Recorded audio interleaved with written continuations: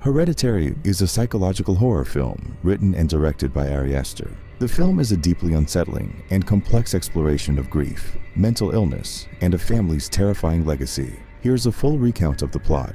Prologue: The Matriarch's Death. The movie opens with a close-up of an obituary for Ellen Taper Lee, the secretive and controlling matriarch of the Graham family. Her funeral sets the tone for the film, with Ellen's daughter, Annie Graham, Toni Collette, giving a eulogy that reveals the troubled relationship between the two women. Annie talks about how her mother was a secretive and manipulative person who had a difficult life filled with mental illness and estrangement from her family. Although Annie had tried to distance herself from her mother, Ellen had been living with the family in her final years, particularly bonding with Annie's 13-year-old daughter, Charlie, Millie Shapiro. The Graham family consists of Annie, her husband Steve, Gabriel Byrne, their teenage son Peter, Alex Wolff, and the aforementioned Charlie. The family lives in an isolated house, and from the beginning, it is clear that the dynamics within the household are strained. Annie is a miniature artist who channels her emotions and traumas into creating detailed dioramas and small, often eerie scenes. The house itself feels suffocating, a labyrinth of dark spaces that reflect the emotional distance between the family members. Act 1. Charlie's odd behavior.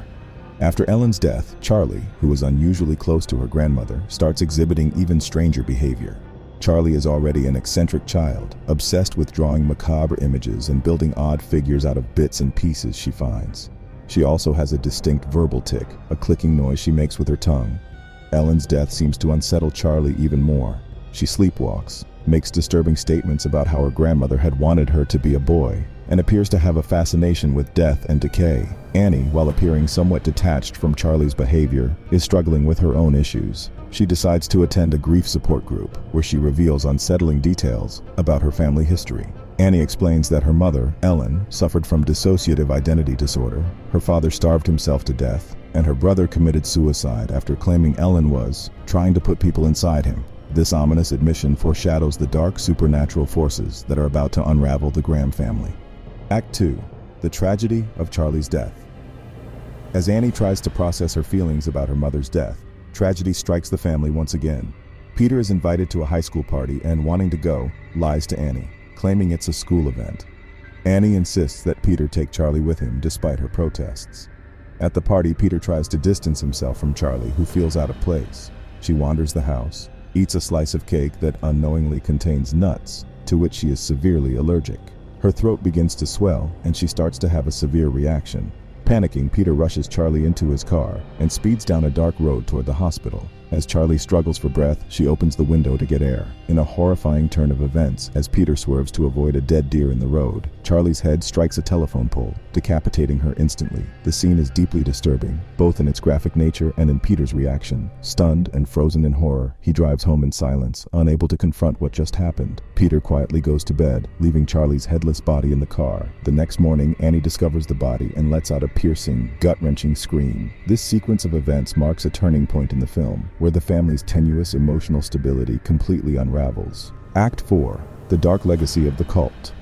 As Annie delves deeper into her mother's past, she uncovers horrifying secrets. She finds photo albums and occult objects that reveal Ellen's involvement in a cult. These cult members worship Paimon, one of the 8 kings of hell, who requires a male host to inhabit. Annie realizes that Ellen had been preparing Charlie to be the vessel for Paimon. But since Charlie was not a boy, the ritual was incomplete. Now, with Charlie dead, the cult has set its sights on Peter, who is the true intended host. Annie tries to destroy Charlie's belongings, including a cursed sketchbook that seems to link Charlie's spirit to the family's torment. She throws the book into the fireplace, but as it burns, Steve is consumed by fire, dying horrifically in front of Annie and Peter. This death signals the full takeover of the supernatural forces that have been manipulating the family all along. Climax: Peter's possession. After Steve's death, Annie becomes fully possessed by Paimon's influence. In one of the most terrifying sequences in the film, Annie chases Peter through the house, driven by an unseen force. Peter, terrified and confused, flees to the attic, where he discovers a horrific tableau: Ellen's decapitated body surrounded by occult symbols. Annie, now under the control of Paimon, begins violently banging her head against the attic door in a chilling display of supernatural power. Desperate, Peter throws himself out of the attic window, seemingly killing himself. However, as his lifeless body lies on the ground, a glowing light, Paimon's spirit, enters his body. Peter, now fully possessed by Paimon, rises and calmly walks into the family's treehouse, where a sinister gathering awaits him. Inside the treehouse, Peter finds Joan and other members of the cult, all kneeling before an altar. The altar is adorned with Charlie's decapitated head and other grotesque offerings. Joan crowns Peter with a makeshift crown, declaring that Paimon has now found his true host. The cult members bow before Peter, chanting his name and praising him as their new king. Epilogue: The Triumph of Evil. The film ends with an eerie, unsettling calm as the camera slowly pans out from the treehouse, where the cult has succeeded in summoning Paimon into Peter's body. The eerie music builds, and Joan addresses the possessed Peter as Paimon, thanking him for his presence and leadership. The family's doom is complete, and the cult's long-awaited ritual has been fulfilled. The film closes with a lingering sense of dread, leaving the audience to contemplate the terrifying power of the forces that have manipulated the Graham family from the very beginning. Themes and symbolism. Hereditary explores several key themes, including 1. Family trauma. The film suggests that trauma, both psychological and supernatural, can be passed down through generations. The family's mental illness is a reflection of the supernatural curse they inherit from Ellen, blurring the line between internal and external forces of destruction. 2. Grief and madness. Annie's descent into madness is paralleled with the supernatural events in the film. Her overwhelming grief over her mother and Charlie's deaths makes her susceptible to manipulation by the cult and Paimon's influence. 3. Fate and inescapability. The film suggests that the family's fate was sealed from the beginning. Despite their efforts, they are powerless against the forces that have been shaping their destiny for generations. 4th, the occult and supernatural. The film's depiction of the occult is steeped in real-world references to demonology, adding a layer of authenticity to the horror. The cult's rituals and symbols are key to unlocking the film's deeper mysteries. The film's final moments leave a haunting impression, cementing Hereditary as one of the most unsettling and complex horror films in recent memory. It is a chilling meditation on the horrors that can lurk within families, passed down like a curse that can never be escaped.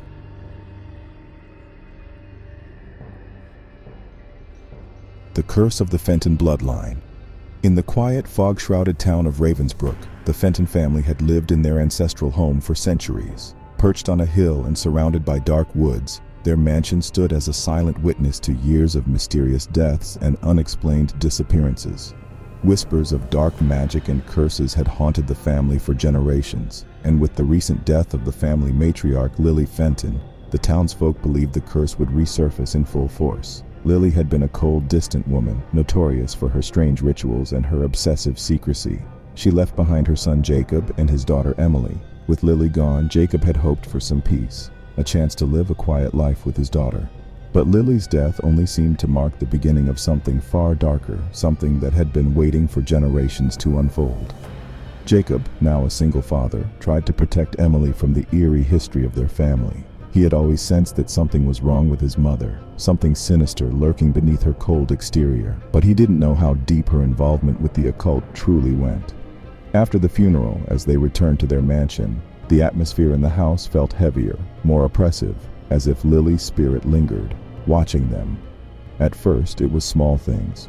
The creak of floorboards in the dead of night, strange cold drafts in rooms with no windows open, and doors closing on their own.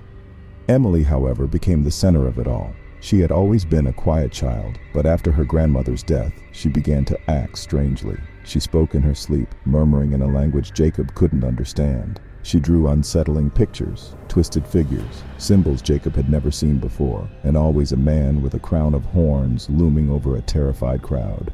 One day, Emily came to Jacob and said in a calm, emotionless voice, "Grandmother says I'm special. She's teaching me about the bloodline." Jacob's heart raced at her words, but he dismissed it as a child's grief over losing her grandmother. Yet, Emily's strange behavior continued to escalate. She began talking about rituals, about being chosen, and the presence of something old that was watching them. In an attempt to understand what was happening, Jacob decided to sort through Lily's old belongings, kept in the attic. There, hidden in an ornate chest, he found something that chilled him to the bone, a journal bound in old, cracked leather. It was his mother's diary, detailing decades of involvement in a dark cult devoted to summoning an ancient entity named Astaroth, one of the kings of hell. The cult had been passed down through the Fenton Bloodline, each generation performing rituals to bring Astaroth into the world by preparing a male heir as his vessel. Lily's journal revealed that she had been grooming Jacob from birth to serve as Astaroth's host. But when Jacob's father intervened, Lily turned her attention to Emily. However, Astaroth required a male body for the final ritual, meaning Jacob's fate was sealed the moment he was born. The journal also described eerie occurrences that would signal Astaroth's impending return. Cold spots in the house, shifting shadows, and children being chosen as vessels for the demon's power. As Jacob read further, he discovered that Lily hadn't just been teaching Emily about their dark heritage. She had been preparing her to play a key role in the summoning ritual. Lily had seen Emily as the gateway, the one who would bring Astaroth into their world by offering up her father as the ultimate sacrifice. Terrified, Jacob confronted Emily about what she knew. She stared at him with cold, emotionless eyes, her voice unnervingly calm for a child of her age. "Grandmother says it's almost time. You were always meant for this, Dad. Astaroth is waiting for you." Jacob's heart pounded as the realization hit him. His own daughter had been indoctrinated by his mother before her death, turned into a willing participant in the horrific ritual that had been planned long before he was born. Desperate to save his daughter and escape their family's terrible fate, Jacob packed their bags and tried to flee Ravensbrook. But no matter where he went, strange things followed them. Shadows that didn't belong, whispers in the wind, and Emily's increasingly erratic behavior. One night, as they were driving through the outskirts of town, Jacob noticed that Emily had been silently staring out of the window for hours, her reflection in the glass eerily still. Suddenly, she whispered, "It's too late to run, Dad. They're already here." Jacob looked in the rearview mirror and sensed what he had been dreading: a line of black-robed figures standing along the road, their faces hidden beneath deep hoods. As they drove past, the car stalled, and the temperature in the air dropped sharply. Jacob felt a cold hand on his shoulder, but when he turned, no one was there. Panic surged through him, but as he tried to restart the car, Emily began to chant softly, her voice not her own. It was deeper, older, as if someone or something else was speaking through her. Her eyes glazed over, and she began drawing symbols on the fogged-up window, the same symbols Jacob had seen in his mother's journal. Suddenly, the cult members appeared in the road ahead, surrounding the car. Jacob scrambled to get out, but his legs felt heavy, as if something was holding him down. The figures moved closer, and Emily's chanting grew louder. Jacob's breath came in short gasps as the figures opened the car door and dragged him out. In the distance, he saw the mansion, their house, lit up, with an eerie glow coming from the windows. The cult members marched Jacob and Emily back to the house, where the ritual was already underway. In the center of the living room, a large black altar had been set up, adorned with symbols from ancient texts. Flickering candles cast long, sinister shadows on the walls, and in the corner of the room, Jacob saw his mother's portrait, her cold eyes seeming to follow his every move.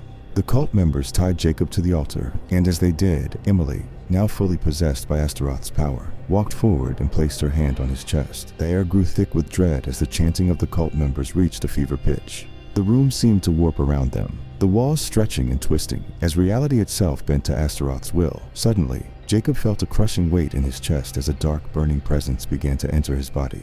His muscles tightened, and he could barely breathe as the demon's essence seeped into him. His mind swirled with memories, visions of his mother performing dark rituals, his father's desperate attempts to save him, and the truth behind the deaths in their family.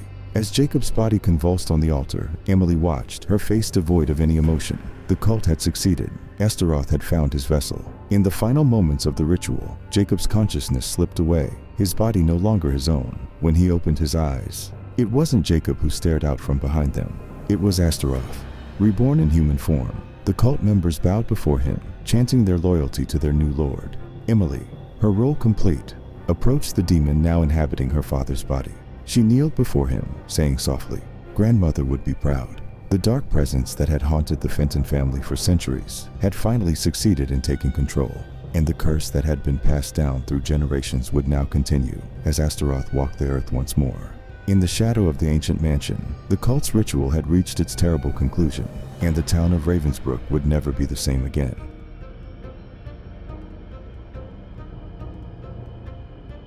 The legacy of the Chosen. In a small, secluded town, the Fenton family was known for their tragic history and the strange aura surrounding their home. Lily Fenton, the matriarch, had recently passed away, leaving behind her son Jacob and granddaughter Emily.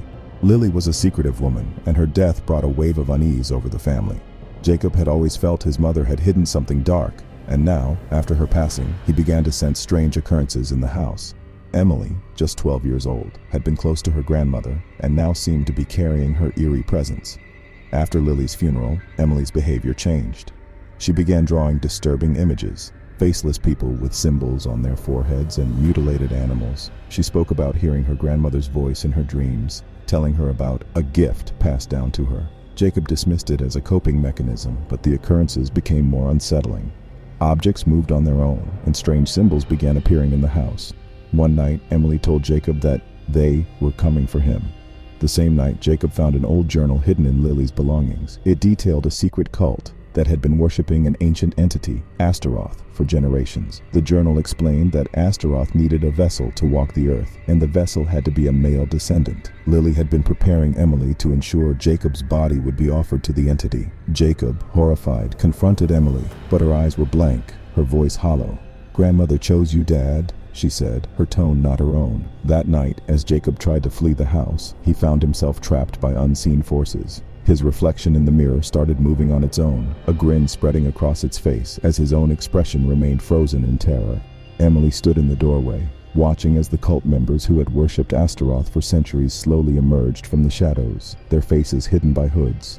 They chanted in an ancient language, and Jacob felt his body betraying him, freezing in place as the presence of Astaroth loomed near. He realized too late that his fate had been sealed before he was even born. In the final moment, Jacob's body collapsed, his consciousness vanishing as Astaroth took over. The cult bowed before him, their master now reborn. Emily, emotionless, took her place by Astaroth's side, just as her grandmother had prepared her to do. The legacy of the Chosen One had been fulfilled, and the dark ritual, passed down through generations, would continue until the end of time.